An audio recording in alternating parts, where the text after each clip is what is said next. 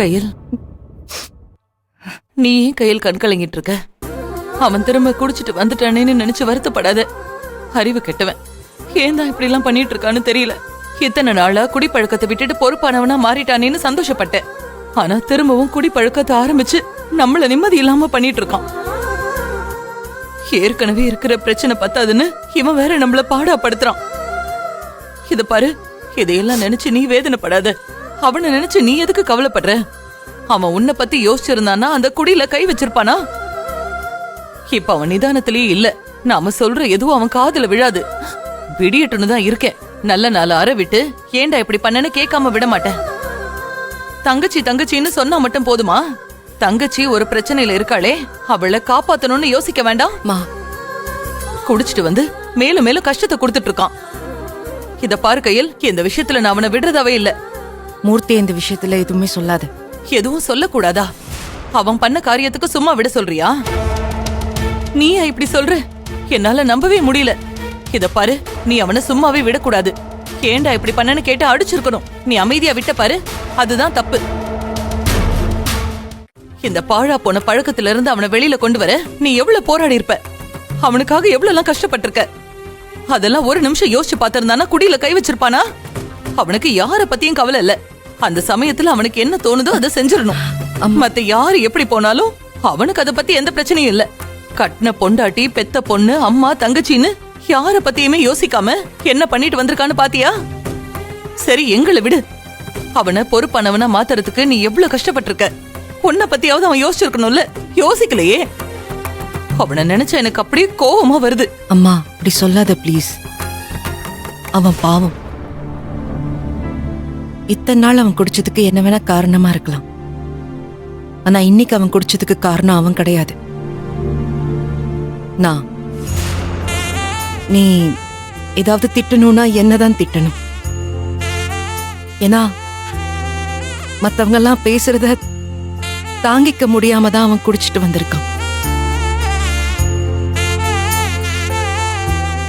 என் மேல விழுந்த கெட்ட பழிய எப்படி சரி பண்றதுன்னு தெரியாமலும், என்னை பத்தி தப்பா பேசுறவங்கள தடுக்க முடியாமலும், ஒரு அண்ணனா அவன் தவிக்கிற தவிப்பென்னு என்னால புரிஞ்சுக்க முடியுது. அவனோட மனசு வலியில துடிச்சு போயிருக்குமா. அவன் குடிச்சது மட்டும் தெரியற நம்ம கண்ணுக்கு அவன் குடிச்சதுக்கான காரணமும் வலியும் தெரியல. அந்த வலி கொடுக்கிற வேதனையை தாங்காம தான் விட்ட கொடிய தொட்டுட்டேன்னு வந்து நிக்கிறான். என்ன கையில், நீ அவனுக்கு சப்போர்ட் பண்ணி பேசுற? குடிச்சிட்டா எல்லாமே சரியாயிடுமா? குடிதான் ஒரு பிரச்சனைக்கு தீர்வா சொல்லு? பிரச்சனைன்னு ஒண்ணு வந்தா அதை எப்படி சரி பண்றதுன்னு பாக்குறவன் தானே அண்ணன்.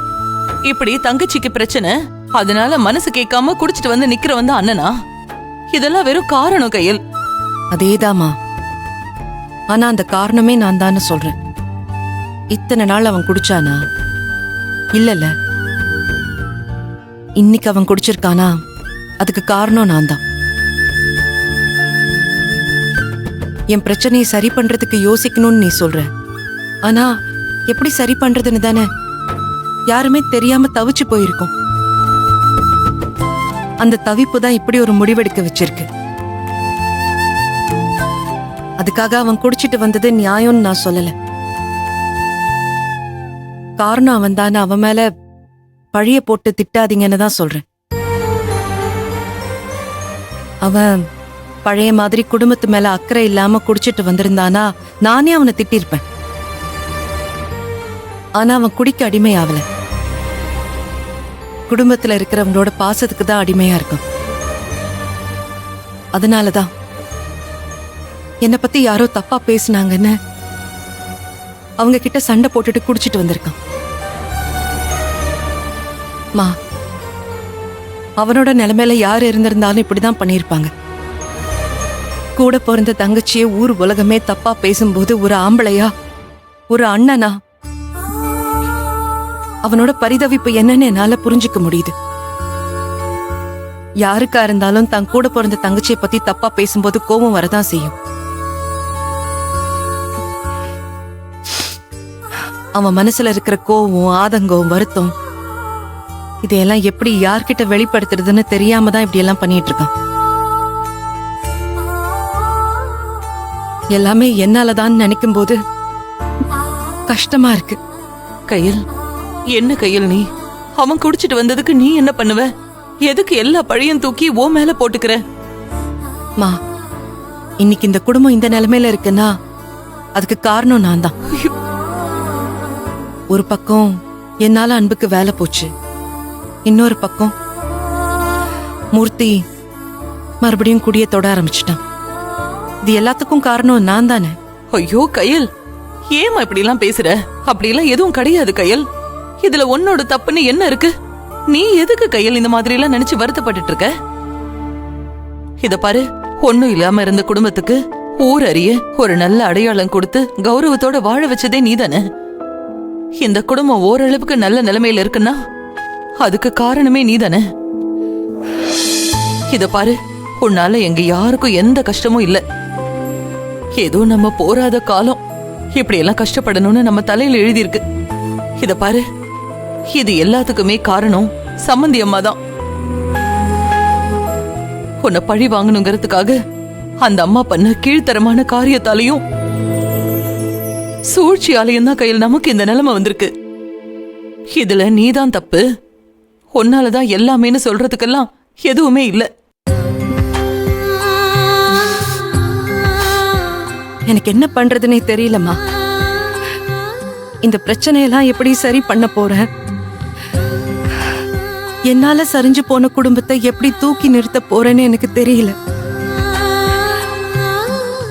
ஏன் தான் இப்படி எல்லாம் நடக்குதுன்னு எனக்கு தெரியல. யாருக்குமா நான் கெடுதல் பண்ண? ஒரு பக்கம் எழில் எங்க போனாருன்னு தெரியாம பயம் அதிகமாயிட்டே இருக்குமா. ஐயோ, இன்னொரு பக்கம் வெளியில தலை காட்ட முடியாத அளவுக்கு என்னை பத்தி சிவசங்கரி என்னை பத்தி தப்பு தப்பா வதந்தியை பரப்பி வச்சிருக்கா. இவ்ளோ பிரச்சனையில இருந்து நான் எப்படி மீண்டு வர போறேன்னே தெரியல. அந்த கடவுளுக்கு கண்ணே இல்ல கையல்.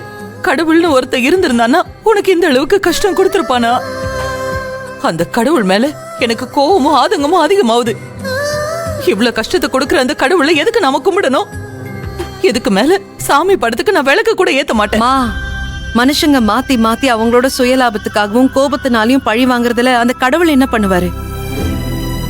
அப்படிலாம் யோசிக்காத. நீ எவ்வளவு முடியுதோ அவ்வளவு தாங்கிக்கிறேன். இன்னும் இந்த பிரச்சனை எவ்வளவு தூரம் போகுதுன்னு பார்க்கலாம். ஆனா எதுக்காகவும் மூர்த்தியை மட்டும் திட்டாத.